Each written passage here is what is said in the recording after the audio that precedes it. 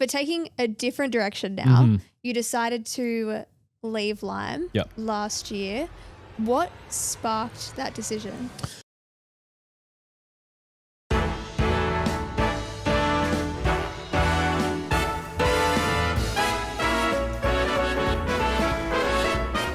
Cheers.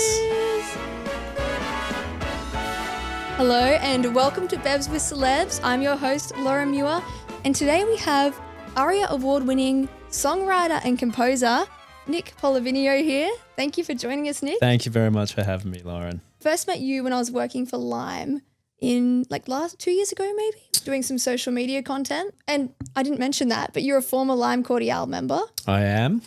How many times were you gifted Lime Cordiale on tour? Because when I was there that night, that was a popular gift. Probably in the thousands. The thousands? Yeah, and I never drank it once. Seriously? At any point in time? Not really. I don't even, maybe never. Really? Yeah, there you go. That's crazy. That's crazy stuff. But today we're drinking Better Beer. Thank you to Better Beer for sending us the cans. Beautiful. But before we get into your role in shaping Lime's sound, where did your passion for music come from? Probably when I was really, really, really young in the car with my mum. There were just some songs that I remember being on. I think she listened to Enya. What are some of Enya's songs? There's one, Sail Away, maybe. There's one called Orinoco Flow. It's kind of this weird, it's like ambient pop. And I don't think Enya does gigs, but I remember that from when I was young, like the school band program. And you play 6 instruments, is that right? I can't, man. It's hard enough to play one well. Yeah. I guess, I dabble.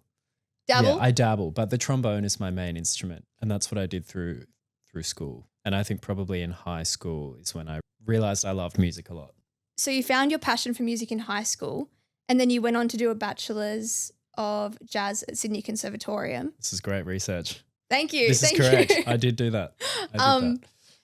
Was that passion from high school, and did you go through high school thinking, I want to go to Sydney Conservatorium? No, not at all. That was really late.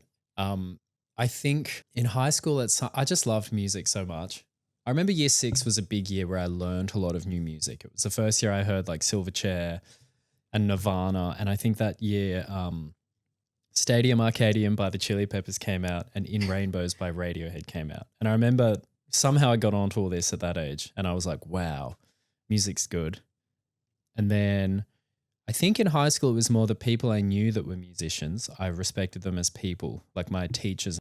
It was mostly them that made me want to do music because there was something about musicians I recognized where there was some spirit that a lot of adults seem to lose. Yeah. But they had. A musical spirit? And just something about having a set of values, where you're prioritizing things like music. And then it was just, school pressures you to choose a career path. So it was part I want to do music and part I don't want to do other stuff. And do you think the conservatorium made your passion stronger, or was it a bit of a grind to get the degree? It made it stronger. I mean, it was already really strong, but the learning opportunity and the environment was unbelievably inspiring, like unbelievably. I remember walking out of that building every day, like I couldn't believe the knowledge that was being handed to me and the people handing it to me. Yeah, I found it like an unbelievable place. Was there a story from that time that reminds you of the conservatorium, or something out there that you just think, wow, I can't believe that happened? It would be so boring to tell. Like there would just be classes where I learned some specific bit of music that like changed my whole life, but it would be so mundane to tell other people. That's a hard question. And you met Felix at the conservatorium. I did. Did you also meet the other Lime Cordiale members there? No, I only met Felix from Lime at the conservatorium. Was it like a meet in class kind of situation? I met him a few months before we started. There was like a pre-audition and he'd flown over from New Zealand to do it. And he played piano and he sounded amazing. A pre-audition for Lime? No, actually for the con. And yeah, he sounded unbelievable and I was bad at music then. And I was like, wow. But then Felix and I were like friends, but not super close friends at the con before we started doing Lime together. Yeah. Yeah. We kind of came close through that. Was there an audition for Lime? There wasn't an audition. I was just doing it. I just got a text from Ollie one day and I was doing it. And then at some point we needed a keyboard player and I just suggested Felix. But no audition. It was very casual. Really? Yeah. Where did you meet Ollie? Ollie just texted me one day. I think he just needed randomly? a trombone player and just maybe asked around. And was it 2012 you joined Lime? No, I think 2015. 2015? Yeah. It was a gig. The first gig, it was in the snow and we supported the Jungle Giants and we played in the back of a truck. Shout out Jungle Giants. Yeah. I mean, yeah, it was good. It was good. Yeah. Was it down at Threadbow or something I like can't, that? I reckon it was one of them. Yeah. I can't tell you. One of the snowy areas. One of the snowy areas outside of Sydney. And do you remember that time with like fond memories or was it overwhelming and... No, it was fond memories for sure. I mean, it was super fun. The band was obviously a lot smaller. There's no crew. There's no like tour manager. I mean, I love crew and tour managers, but it's just you just get in a car and you do a bunch of gigs and you sleep where you can sleep and you eat what you can eat. No, it was amazing. And were you sleeping in cars at times or? Yeah, or not sleeping or doing Not a gig in sleeping. Melbourne and leaving at 2 a.m. and just driving home. Yeah, Or wow. a lot of crashing on friends of friends' floors and stuff for years, yeah. And do you remember when it started to gain traction, the band? I do.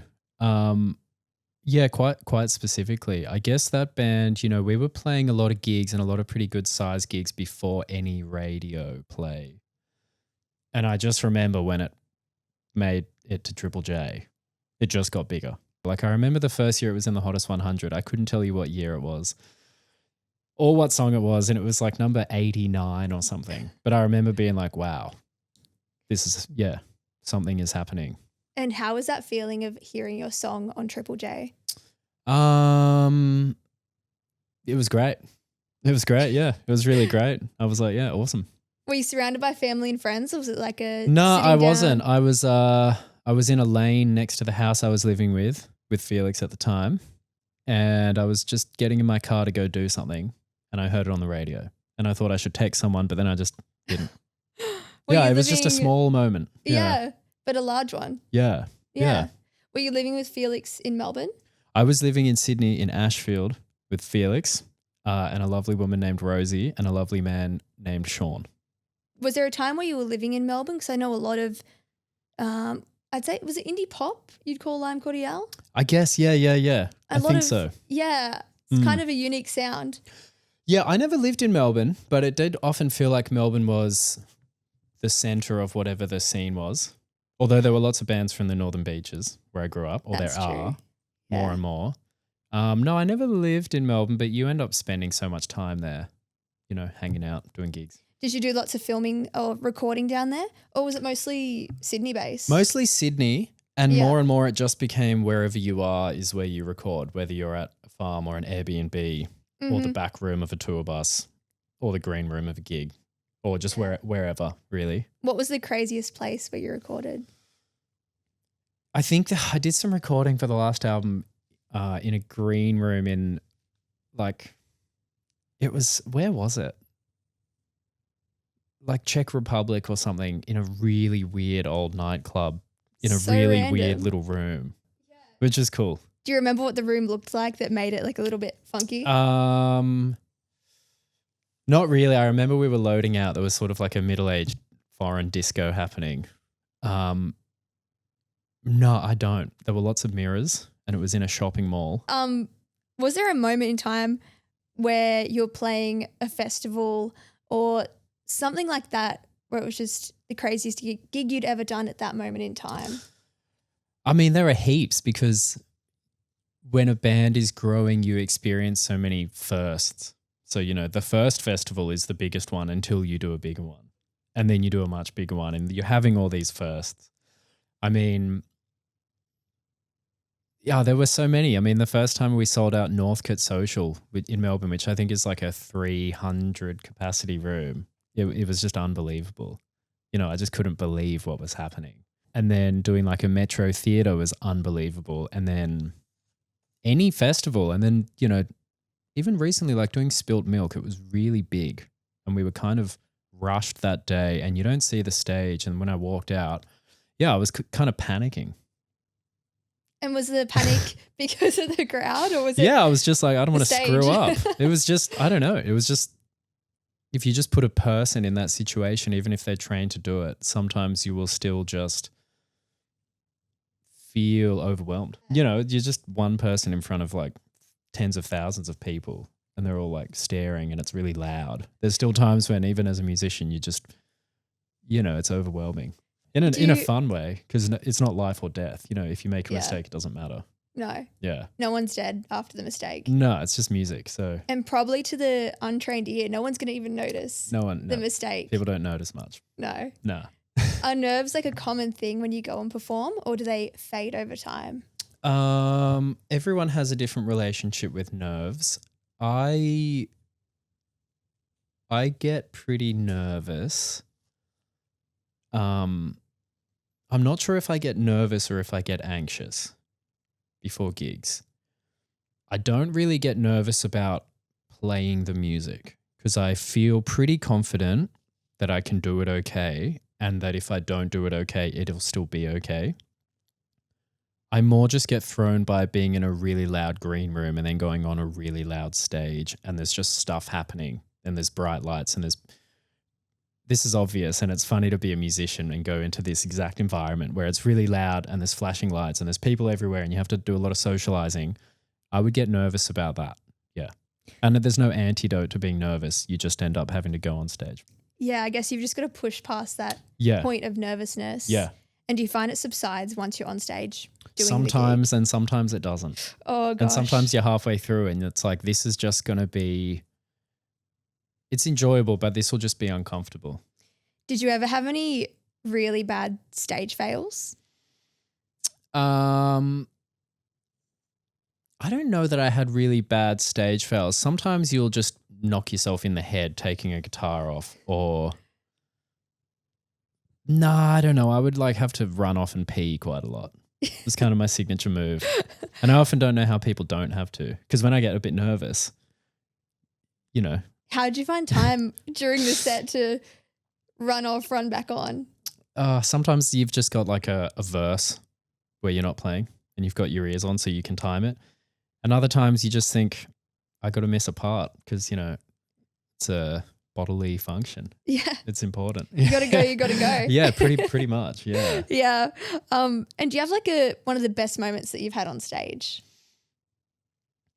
Yeah, doing a gig in LA, which maybe was last year or the year before. Maybe it was last year. And we were playing at the Fonda Theatre, which is right in the middle of like crazy Hollywood. And we were playing with Colin Hay, who wrote The Land Down Under from Men at Work. And you also have a song, Colin? Yes. And Colin is like a personal hero of mine. Like, you know, maybe my favorite songwriter ever. Very inspiring musician to me. And just to play with him on stage and feel some sort of crazy energy around him that really was very visceral. And also just to go and fanboy him a bit. You know, I went into his green room and I just told him how much his music meant to me and I named all these songs I loved and what I loved about them, which often you don't want to annoy people by being that person, but I'm more like, I might only get this one chance and I'm going to tell them how much they mean. Mm-hmm. So yeah, that was really special for me. And what was Colin's reaction? It's just super humble and he kind of threw it back and asked me some questions about myself, which was a very gentlemanly thing to do. But I think he appreciated it. Yeah. Yeah. Do you have any other icons that you look up to apart from Colin? Oh, I've got a million. Who's your top 3? Musical or otherwise? We'll go I guess music, all. right? We'll go all. All, yeah, why just not? people in the world. People in the world. What a huge question. I'll just give you 3. John Coltrane, saxophone player. Pablo Neruda, a Chilean poet. And Mary Oliver, another poet. Yeah, I'm into poets at the moment, so I'll say that. Perfect. Yeah, do you have any reason answer. that all these people are people you're interested in, or is it just? Just think people in the arts that just find ways to express everyday mundane things in really meaningful ways. I've always kind of idolized those people more than like people that invent stuff or people that, do other stuff. Yeah. Yeah. I guess it's like a certain way of thinking or a certain mindset you've got to Yeah. have, or talent set to be able to do that. Yeah, and I think there's like I said this earlier, but like people in the arts, I think there's just like a set of values where you're making a declaration of your life that some things are just really important. And they're often the things that are the least important to other people. Mm. Yeah. What has been an important moment in your life? An important moment, just general? In general. Lots of small moments. Like there was a guy that I was teaching music to, and I was teaching him kind of a lot of songwriting and guitar stuff, and we hadn't had a lesson for a while. He was living interstate, and he was young. He was in school. And then he sent me a song that he wrote, and it was just an amazing song. And that was like such a win for me. Yeah, I always think about that. Yeah, because I was mentorship. like, yeah, and then I was like, I'm not going to teach you anymore because it's not really teaching. Like we can hang out. But yeah, that was really nice for me because so many people helped me. So it's nice to help people. Was there one person in particular that comes to mind when you think of someone who really pushed you in the right direction musically? There's a woman named Judy Bailey who's a piano player, who's very old now. And I spent a lot of time with her when I was at the conservatorium, and I lived near her, so we hung out a lot. And she was probably, the most inspiring person I've ever been around. And she taught me many things about music and about life that I'll kind of cherish forever. Just local heroes for me. Local heroes. Yeah, local heroes. Yeah. But you've also done a lot of overseas travel with the band. Yeah. Is there a gig that you went to overseas that just comes to mind or sticks with you? Yeah, there's heaps. We were playing at Ottawa Blues Fest and we were meant to leave that night, but we stayed to watch the War on Drugs play. They're one of my favorite bands, and that was unbelievable for me. And another one was having a night off in New York. There was a night where Felix and I just went and saw a lot of jazz heroes of ours in New York, and that was a really good night. I mean, there are so many. You know, sometimes you're in just the most random place and you see a band that you love. Did Felix also do a Bachelor of Jazz? Felix did a Bachelor of Jazz. He sure did. Yeah. Yeah. Do you go to a lot of jazz events in Sydney? Yeah. Yeah. Yeah. I do. Do you find yourself enjoying them or critiquing them? Oh, enjoying always. Yeah. Yeah, always enjoy. Yeah, I don't critique Perfect. really ever anymore. Yeah. And is there a story from your time in Lime that people wouldn't believe, overseas or nationally? Ooh, I don't know. There's probably, look, touring for me was never like crazy party. I was always focused on trying to play well. So I don't really have like crazy loose party stories. There are funny things like getting stuck at immigration or like, what do you do when you scratch the hire car and no one has any money? Things like that. But I don't really. What's the solution? You cover it in mud. Perfect. You cover it in mud. Yeah. And you return it. Do they ever find out? Do they ever say anything? No. Life hacks. Life hacks. Yeah. Otherwise, honestly, not really. Is there something about the band that people don't realise when they're maybe watching a show or listening to their music? There's probably heaps of things. I mean, I think as soon as something becomes public, people get all these opinions about it and they make all these assumptions and they hear all these stories.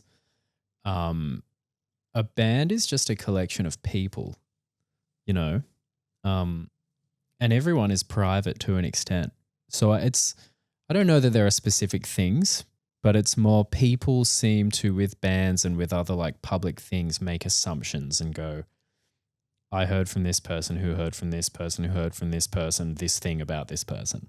And I would often hear them and be like, that's crazy because I know these people really well. So no, I don't know. I don't know if I can name a specific one.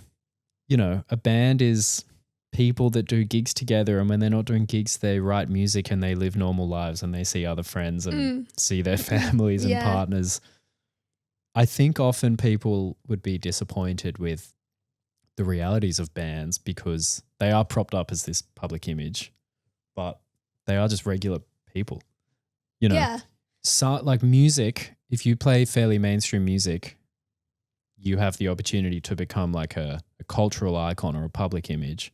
But if you get really good at lots of other things, if you're a really amazing school teacher, you won't intersect with like celebrity culture.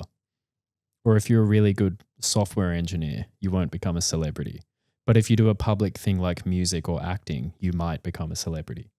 And do you think that's a positive or a negative from your experience or being in the limelight? No pun intended. That's a great question. I never really cared, personally.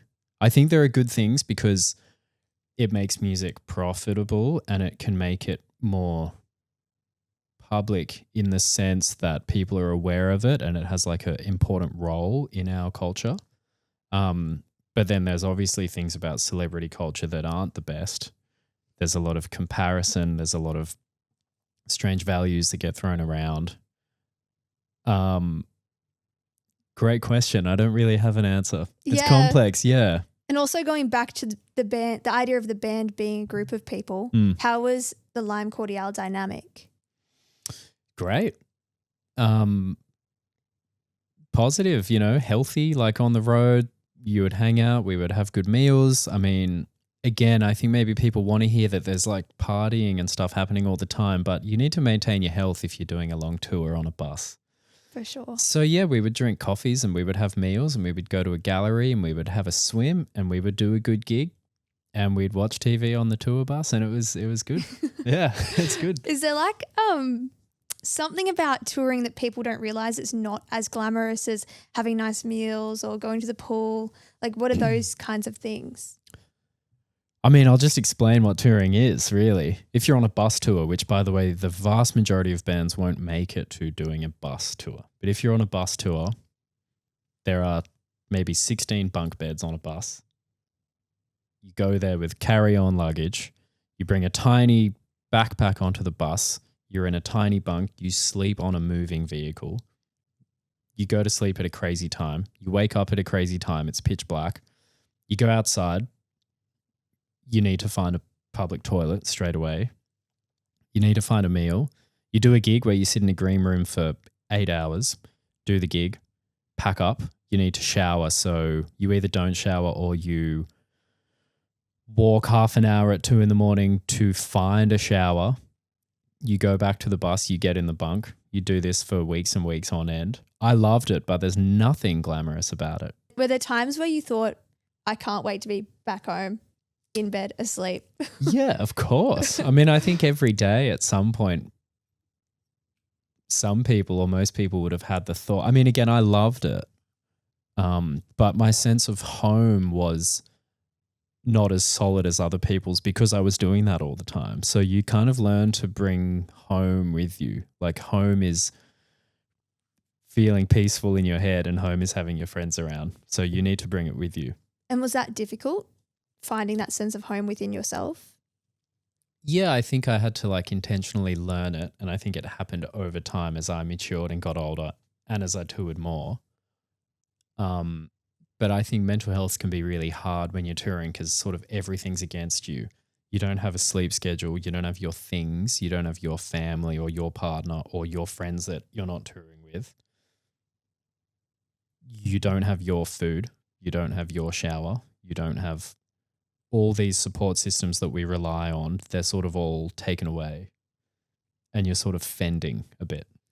Yeah. Yeah. Yeah. I'm sure you're relying on everyone else in the band to kind of keep that sense of home. Band and crew so heavily. Yeah, so heavily. And just the little things you can do. Can you get 10 minutes by yourself during the day?